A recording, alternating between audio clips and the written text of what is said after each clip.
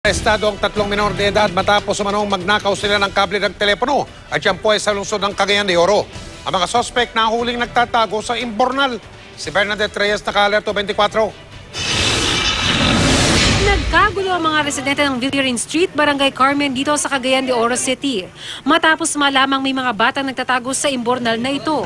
Napag-alamang nagnakaw umano ng kable ng telepono ng mga bata. Ayon sa isang tanod, nakita pa nila ang mga sospek pero hindi nila inabutan dahil tumalon sa kanal. Dahil sa pagmamadali, naiwan pa ng mga sospek ang supot na may lamang putol-putol na cable wires. Naging pahirapan naman para sa mga pulis ang pagpasok sa loob ng Imbornal dahil maliit ang butas nito. Kinailangan pa nilang buksan ng manhole. Matapos ang halos isang oras, nailabas din ng mga sospek na pinaniniwala ang mga minor de edad. Todo tanggi naman ng mga ito sa paratang. Natakot lang umano sila kaya tumalon at nagtago sa Imbornal. Pero ayon sa pulisya, kilala ang mga sospek na sangkot sa serye ng mga pagnanakaw sa iba't ibang barangay sa lugar.